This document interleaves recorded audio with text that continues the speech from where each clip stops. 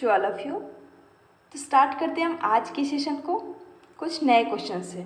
First of all मैं आप लोगों का हालचाल पूछना चाहती हूँ कि आप लोग कैसे हो, ठीक है, और आप लोगों का स्टडी कैसा चल रहा है, ठीक है। सभी को कमेंट बॉक्स में बताना है कि आप लोग कैसे हो और स्टडी कैसा चल रहा है। आई विश आप सभी की स्टडी बहुत अच्छी चल रही होगी, ठीक है। तो स्टार्ट करते हैं हम आज के सेशन को क्वेश्चन नंबर 1 से, ठीक है। आज के क्वेश्चन में भी कुछ रिपीटेड क्वेश्चंस भी दिखने को मिलेंगे और कुछ नए क्वेश्चंस भी देखने को मिलेंगे, ठीक है। रिपीटेड क्वेश्चन इसलिए रहता है क्योंकि आप लोगों का रिवीजन होता रहे साथ में, ठीक, ताकि आप लोग पिछला वाला बात भूलो ना। तो स्टार्ट करते हैं, देखते हैं हमारा फर्स्ट। तो क्लास को स्टार्ट करने से पहले एक छोटी सी रिक्वेस्ट करना चाहूँगा। यदि आप लोग हमारे चैनल पे नए हो, पहली बार हो, तो इस चैनल को सब्सक्राइब कर लीजिए और बेल आइकन को हिट कीजिए। चलिए आज की क्लास को स्टार्ट करते हैं। फर्स्ट क्वेश्चन क्या बोल रहा है, मानव शरीर में प्रचुर मात्रा में कौन सा तत्व है। यानी क्या पूछ रहा है कि मानव शरीर में प्रचुर मात्रा में, यानी अबाउंडेंट में पूछ रहा है। एक बात याद रहे, मानव शरीर के लिए कार्बन भी इसेंशियल है, नाइट्रोजन भी इसेंशियल, ऑक्सीजन भी इसेंशियल और आयरन भी इसेंशियल, जरूरी सब है। बट यहाँ क्या बोल रहा है, प्रचुर मात्रा में कौन सा पाया जाता है, प्रचुर मात्रा में कौन सा पाया जाता है। तो इस प्रश्न का उत्तर आप सभी को पता होगा और वेरी गुड, सभी ने सही उत्तर भी दिया है, ठीक है। तो क्या होगा इसका, ऑक्सीजन होगा। कैसे होगा आप सभी को पता ही है, ठीक है। इसको ब्रीफ डिस्क्रिप्शन करने की ज़रूरत नहीं है, ठीक है। चलो इसी के साथ हम नेक्स्ट क्वेश्चन की तरफ मूव करते हैं। तो बच्चों अगला प्रश्न क्या बोल रहे हैं, खट्टे स्वाद के लिए कोशिकाएं जीवा के किस भाग में होती है। यानी जब आपको खट्टा स्वाद लेना हो, यानी सावर टेस्ट लेना हो, तो जीवा का कौन सा पार्ट डिसाइड करता है, ठीक है। खट्टे स्वाद का चिन्हित कौन करता है, मतलब आप लोग जब जीव का टंग का स्ट्रक्चर पढ़े होंगे तो आप लोगों को पता होगा कि कौन सा जो है वो क्या डिटरमाइन करता है। जैसे बात करते हैं हम क्या, फ्रंट की, यानी इसकी बात करते हैं, फ्रंट की बात करते हैं, तो फ्रंट क्या डिटरमाइन करता है, सॉल्टी एंड स्वीट। क्या करता है, सॉल्टी एंड स्वीट। देखो एक क्वेश्चन को अगर ध्यान से पढ़ोगे तो इसमें 4 क्वेश्चन आपका तैयार हो जाएगा, ठीक है।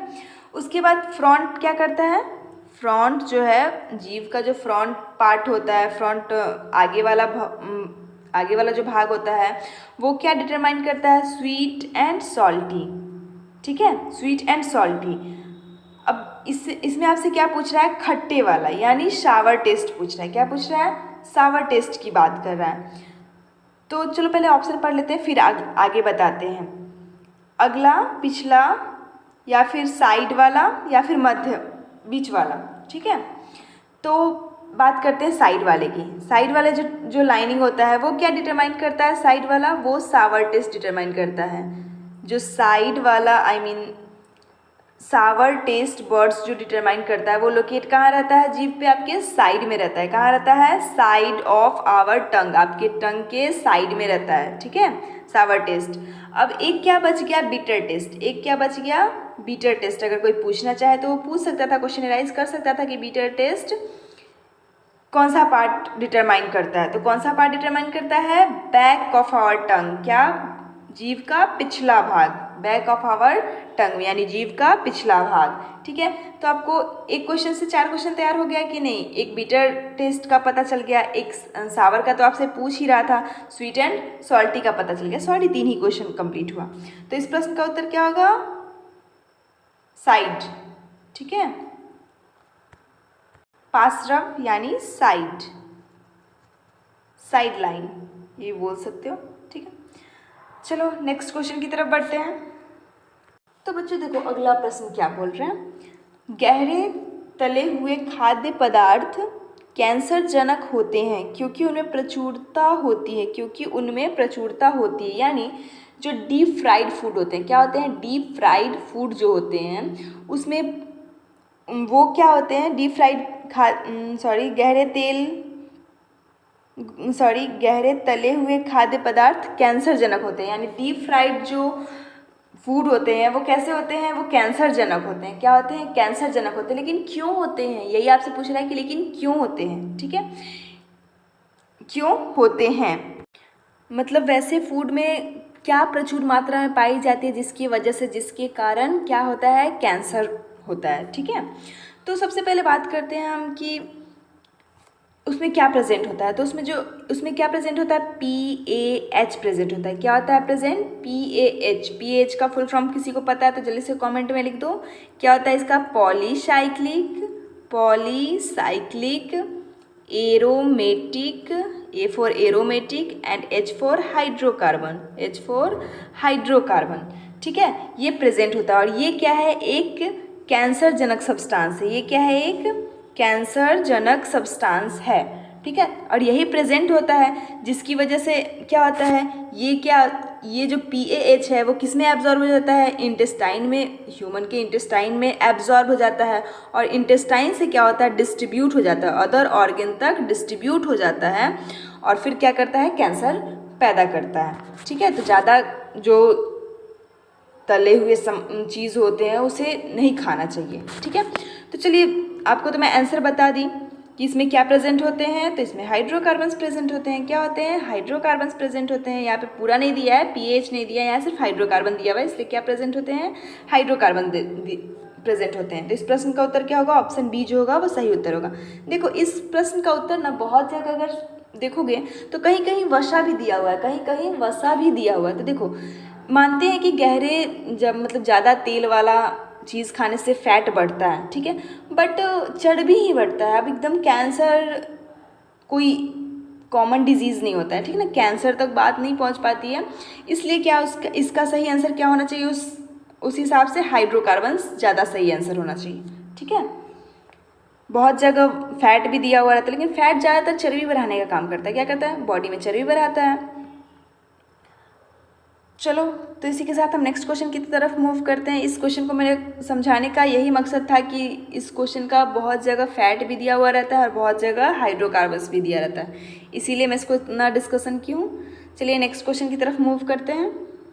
अगला प्रश्न क्या बोल रहा है, निम्नलिखित में से वह पदार्थ कौन सा है जो 14 वर्ष की आयु तक के बच्चों के विकास के लिए अत्यंत आवश्यक है। यानी आपसे क्या पूछ रहा है कि उस सब्सटेंस के बारे में पूछ रहा है जो कि 14 वर्ष के बच्चों, जो 14 वर्ष के बच्चे होते हैं उसके विकास के लिए वो आवश्यक होता है।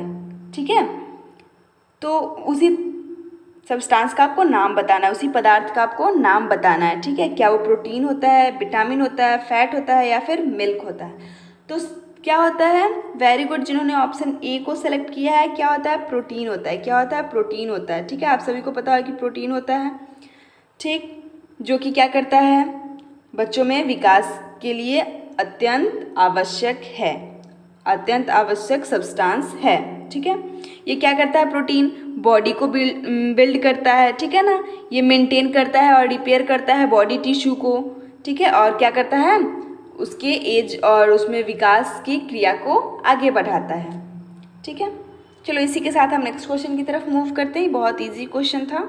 एक और बात, 14 वर्ष की आयु तक, यानी ये नहीं कि 14वें वर्ष का बच्चा, मतलब 10 से समझो ना, न्यू बॉर्न बेबी जब होता है ना उस समय से लेकर 14 वर्ष तक। ठीक है, नेक्स्ट क्वेश्चन क्या बोल रहा है, लाल चने से कौन सा एंजाइम मिलता है, यानी रेड ग्राम से कौन सा एंजाइम प्राप्त किया जाता है, यही आपसे पूछ रहा है। क्या यूरिएज प्राप्त किया जाता है, जाइमेज प्राप्त किया जाता है, माल्टेज किया जाता है या फिर डायस्टेज किया जाता है, डायस्टेज किया जाता है। रेड ग्राम यानी लाल चने से, रेड ग्राम को और क्या बोलते हैं, और इसको अरहर, लाल चने को और अरहर नाम से भी जानते हैं, तूर नाम से भी जानते हैं। ये भी आप लोगों को पता होना चाहिए कि अरहर भी से बोलते हैं, तूर भी बोलते हैं, क्या बोलते हैं, तूर भी बोलते हैं। ठीक है, तो इसमें कौन सा एंजाइम पाया जाता है, तो इस एंजाइम का नाम क्या है, डायस्टेज। क्या है, डायस्टेज। ठीक है ना, क्या है, डायस्टेज। बहुत जगह आंसर इसका भी यूरिएज कहीं कहीं मिल जाएगा, बट यूरिएज नहीं है, डायस्टेज होगा, डायस्टेज नॉट स्टेज। ठीक है, डायस्टेज। चलो इसी के साथ हम नेक्स्ट क्वेश्चन की तरफ मूव करते हैं। और गाइस, क्लास में एक्टिव रहना मोर इम्पॉर्टेंट होता है। अगर क्लास बोर होने लगता है, अगर आपको लगता है कि क्लासेस बोर्ड जा रहे हैं, आपको पढ़ने का मन नहीं कर रहा है, इसका मतलब आप एक्टिव नहीं हो। ठीक है ना, इसका मतलब है कि आप एक्टिव नहीं हो। तो एक्टिव होकर पढ़ोगे ना, अगर क्वेश्चंस में इंटरेस्ट लोगे तो क्लासेस बोर नहीं लगेंगे, क्लासेस बोर नहीं लगेंगे। ठीक है, अगले प्रश्न की तरफ बढ़ते हैं हम। तो गाइस अगला प्रश्न क्या बोल रहा है, स्पॉन्जेस में निम्न में से कौन सी कोशिका अन्य प्रकार की कोशिकाओं को बनाने योग्य होता है, यानी कौन सी कोशिका है जो कि अदर टाइप ऑफ कोशिका को यानी अदर टाइप ऑफ सेल को बनाने के लिए कैपेबल होती है, फॉर्मेशन के लिए कैपेबल होती है। तो जिनको जिनको पता है इस प्रश्न का उत्तर जल्दी से आप कमेंट बॉक्स में लिख दीजिए, ठीक है। फर्स्ट ऑप्शन क्या बोल रहा है, थीसोसाइट, सेकंड वन क्या है, पिनकोसाइट, थर्ड क्या है, नीडोसाइट एंड फोर्थ क्या है, आर्कियोसाइट। तो जल्दी से बता दीजिए कि वो कौन सी कोशिका है यानी कौन सी सेल है जो कि कैपेबल होती है अदर टाइप ऑफ सेल को बनाने में, वो भी किस में, स्पॉन्जेज की बात कर रहा है, स्पॉन्जेस की, ठीक है। तो वेरी गुड जिन्होंने ऑप्शन डी को सिलेक्ट किया है, ठीक है, यानी आर्कियोसाइट्स जो होती हैं, जो सेल होती है वो कैपेबल होती है अदर टाइप ऑफ सेल का के फॉर्मेशन के लिए, अदर टाइप ऑफ सेल के फॉर्मेशन के लिए, ठीक है। आई होप आप लोगों को ये क्वेश्चन समझ में आ गया होगा। चलो इसी के साथ हम अगले प्रश्न की तरफ बढ़ते हैं। हाँ, ये आर्कियोसाइट को अदर वर्ड में एक और इम्पॉर्टेंट है, अदर वर्ड में इसको टोटी पोटेंट भी बोलते हैं, ठीक है ना, TOTI टोटी पोटेंट भी बोलते हैं। तो बात करते हैं हम अगले प्रश्न की। अगला प्रश्न में आपसे क्या पूछ रहा है, स्पर्शनु चलन किसके द्वारा नहीं दर्शाया जाता है, यानी स्पर्शनु चलन मतलब समझ रहे हो, मतलब क्या होता है, इसका मतलब क्या होता है, इसका मतलब ये होता है कि अगर किसी ऑर्गेनिज्म को टच करते हो, क्या करते हो, टच करते हो, तो वो क्या शो करेगा, वो रिस्पॉन्स शो करेगा, ठीक है ना, वो रिस्पॉन्स शो करेगा। इसी को क्या बोलते हैं, स्पर्शनु चलन। इंग्लिश में इसको क्या बोलते हैं, इंग्लिश में इसको बोलते हैं थिग्मोट एक्सिस, ठीक है। इंग्लिश में इसको क्या बोलते हैं, थिग्मोट एक्सिस, ओके। यहाँ पे आप थिग्मोट एक्सिस कर लेना। तो आपसे यही प्रश्न में पूछ रहा है कि थिग्मोट एक्सिस कौन शो नहीं करता है। आपके ऑप्शंस में फर्स्ट ऑप्शन क्या बोल रहा है, पैरामीशियम, सेकंड वन क्या है, अमीबा, थर्ड क्या है,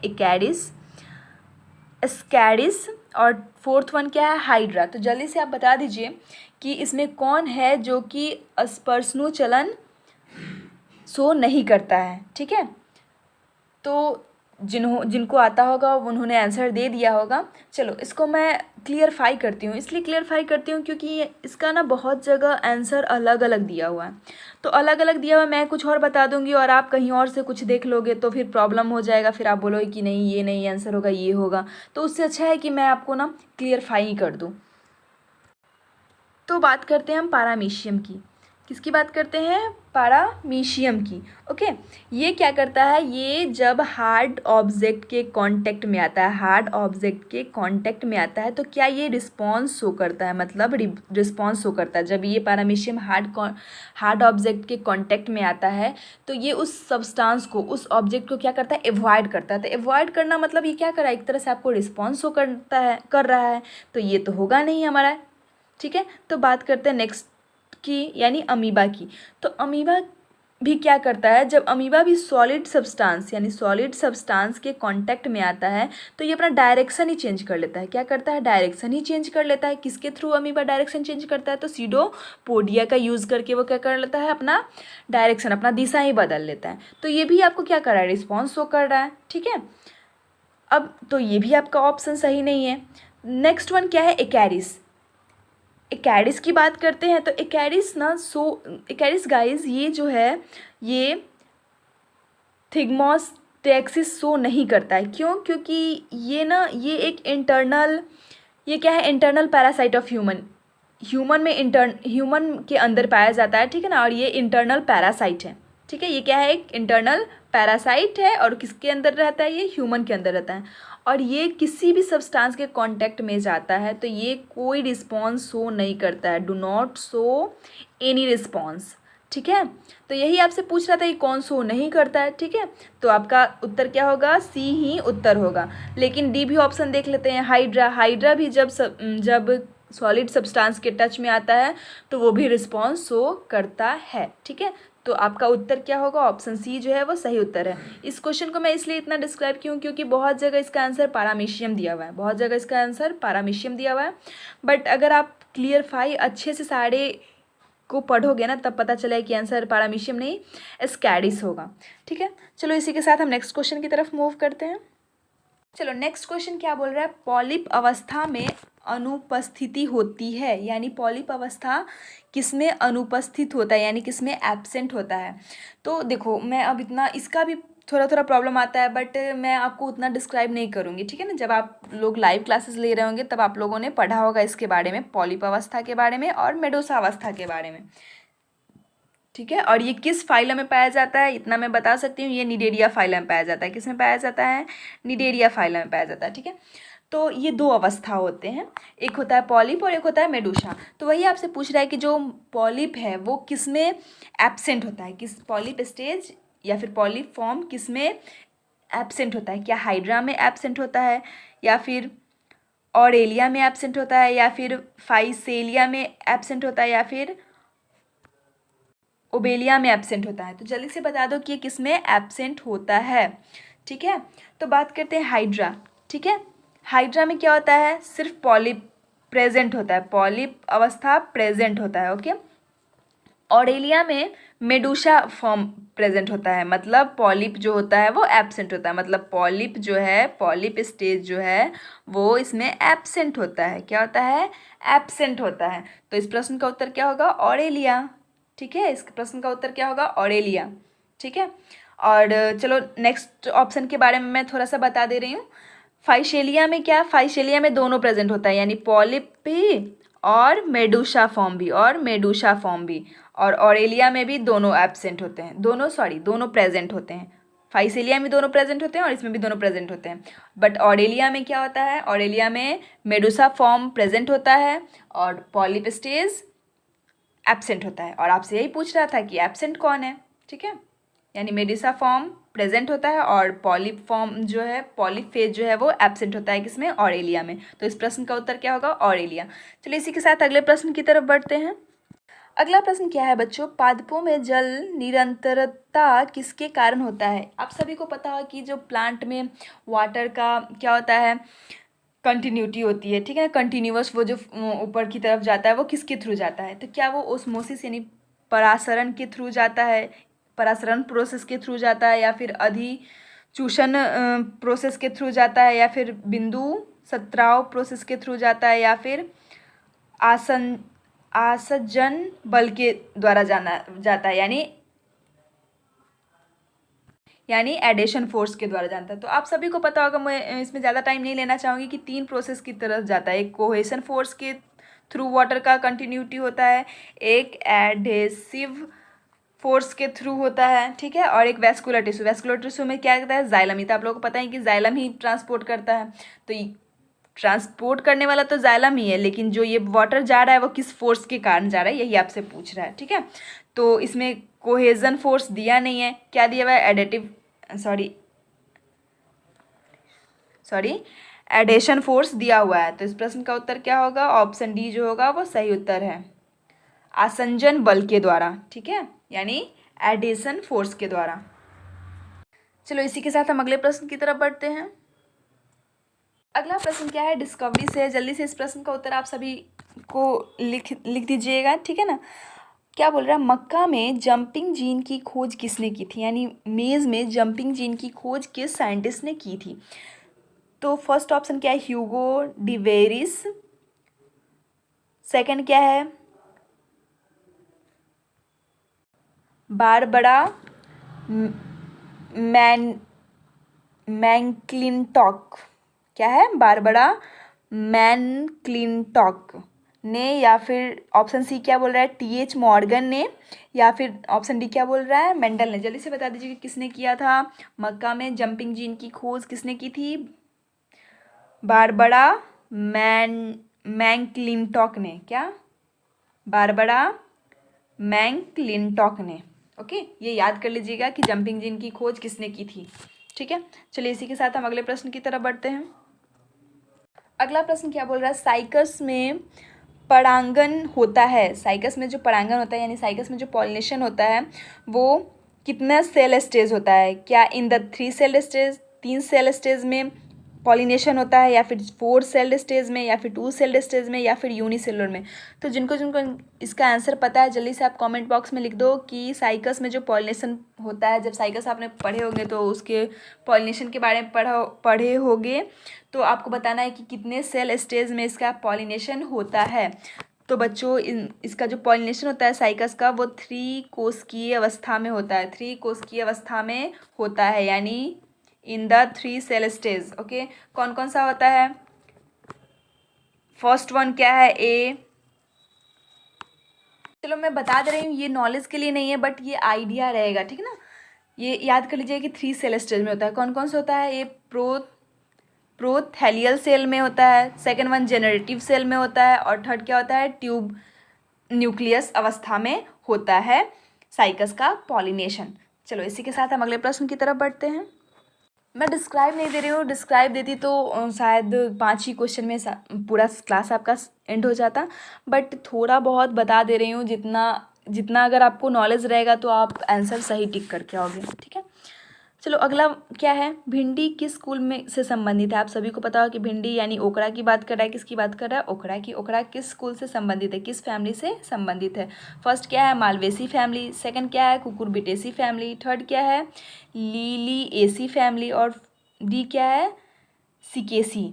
जल्दी से बता दीजिए कि भिंडी यानी ओकरा किस फैमिली से संबंधित है? तो आप सभी को पता हो कि ये मालवेसी फैमिली से संबंधित है। किससे? मालवेसी फैमिली से संबंधित है क्या? भिंडी, या इसे इंग्लिश में क्या बोलते हैं? हम ओकरा बोलते हैं, ठीक है ना। ये क्या होता है? एक पेरेनियल प्लांट होता है। क्या होता है? पेरेनियल प्लांट होता है, ठीक है।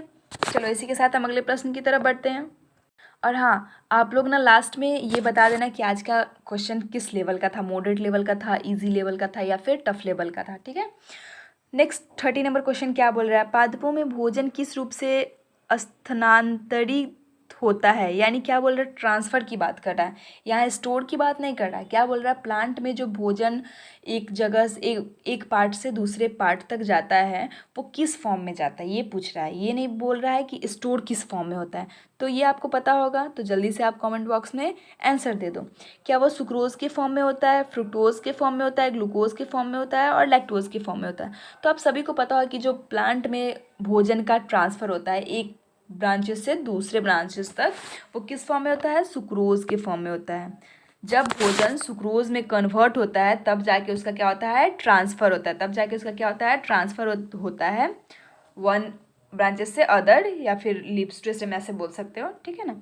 किस फॉर्म में कन्वर्ट होता है? तब जब सुक्रोज के फॉर्म में कन्वर्ट होता है तब। चलो इसी के साथ हम अगले प्रश्न की तरफ बढ़ते हैं। भोजन कहाँ प्रिपेयर होता है ये आपको पता ही होगा। फोटोसिंथेसिस का प्रोसेस कौन करता है? लीव्स करता है, ठीक है। चलिए अगला प्रश्न क्या बोल रहा है? दो भिन्न आवासों यानी 2 भिन्न आवास है, ठीक है, के राज्य क्षेत्रों में संधि के 2 भिन्न आवासों के राज्य क्षेत्रों में संधि स्थान पर जैव विविधता की उपस्थिति कहलाती है। मतलब क्या पूछ रहा है आपसे क्वेश्चन में कि 2 भिन्न आवासों यानी 2 डिफरेंट बायोडाइवर्सिटी हो रहा हो और वहाँ पे जिस स्थान पे संधि होता है उसके जैव विविधता की उपस्थिति को क्या कहा जाता है? क्या कहा जाता है? क्या उसे बॉटल नेक प्रभाव कहा जाता है, या फिर एज प्रभाव कहा जाता है, या फिर संधि स्थान प्रभाव कहा जाता है, या फिर पास्चर प्रभाव कहा जाता है? तो उसे क्या कहा जाता है? वेरी गुड, जिन्होंने ऑप्शन बी को सेलेक्ट किया उसे क्या कहा जाता है? एज प्रभाव कहा जाता है, एज इफेक्ट कहा जाता है, ठीक है। उसे क्या बोला जाता है? एज प्रभाव बोला जाता है। चलो इसी के साथ हम अगले प्रश्न की तरफ बढ़ते हैं। इसको एक और चीज़ बोला जाता है, एज इफेक्ट की जगह इकोटोन भी बोला जाता है, ठीक है। चलो नेक्स्ट क्वेश्चन की तरफ मूव करते हैं। अगला प्रश्न क्या है? निम्न में से कौन सा अनावृत बीजियों का लक्षण नहीं है? यानी अनावृत बीजियों का लक्षण नहीं है। 4 ऑप्शंस दिए गए हैं और आपसे बोल रहा है कि कौन है जो कि अनावृत बीजियों का लक्षण नहीं है। एक चीज़ आप लोग सही कर लो, जहाँ जहाँ यहाँ अनावृत है ना यहाँ जिम्नोस्पर्म कर लेना। पिछले वीडियोस में भी होगा, ये थोड़ा मिस्टेक हो गया, ठीक है ना, मैंने ध्यान नहीं दिया। यहाँ क्या होगा? जिम्नोस्पर्म होगा। अनावृत का जो इंग्लिश मीनिंग होता है वो क्या होता है? जिम्नोस्पर्म होता है, और आवृत जो होता है उसका क्या होता है? एंजियोस्पर्म होता है, ठीक है। तो आपसे क्या पूछ रहा है कि जिम्नोस्पर्म का लक्षण कौन नहीं है? यानी समानांतर समानांतर सीरा विन्यास तो बिल्कुल है। जिम्नोस्पर्म का लक्षण समानांतर सीरा विन्यास होता है, ठीक है ना। बहुवर्षीय पौधे भी होते हैं, ठीक है, बहुवर्षीय पौधे भी होते हैं, ठीक है। भिन्न शाखाएं भी होती है, छोटी और लंबी। वाहिनी युक्त जाइलम, हाँ जिम्नोस्पर्म में ना वाहिनी युक्त जाइलम जो है वो नहीं पाई जाती है। वाहिनी युक्त जाइलम जो है वो नहीं पाई जाती है। तो इस प्रश्न का उत्तर क्या होगा? वाहिनी युक्त जाइलम। चलो इसी के साथ हम अगले प्रश्न की तरफ बढ़ते हैं। अगला प्रश्न क्या बोल रहा है? निम्न में से कौन सा पादप उत्पन्न सबसे कठोर है? यानी आपसे क्या पूछ रहा है कि प्लांट का वो प्रोडक्ट पूछ रहा है जो कि सबसे हार्डेस्ट होता है। ये आप सभी को पता होगा, ऐसे मुझे डिस्कशन की ज़रूरत नहीं है। मैं फास्ट इसलिए पढ़ा रही हूँ क्योंकि मुझे ज़्यादा आज के सेशन में ज़्यादा से ज़्यादा क्वेश्चन को कवर करना है, ठीक है। तो प्लांट के हार्डेस्ट प्रोडक्ट का नाम क्या है? स्पोरोपोलेनिन, ठीक है। पॉलेनिन, स्पोरोपोलेनिन जो है वो हार्डेस्ट प्रोडक्ट ऑफ प्लांट होता है, हार्डेस्ट प्रोडक्ट ऑफ प्लांट होता है, ठीक है। ये लिग्निन से टफर होता है, लिग्निन से भी टफ होता है, लिग्निन से भी टफ होता है, इसलिए इसी को स्पोरोपोलेनिन को क्या बोलते हैं? हार्डेस्ट प्रोडक्ट बोलते हैं, हार्डेस्ट प्रोडक्ट ऑफ प्लांट बोलते हैं, ठीक है। ऐसे भी बोल सकते हो। चलो इसी के साथ हम आज के सेशन को एंड करते हैं, ठीक है। Thank you all of you.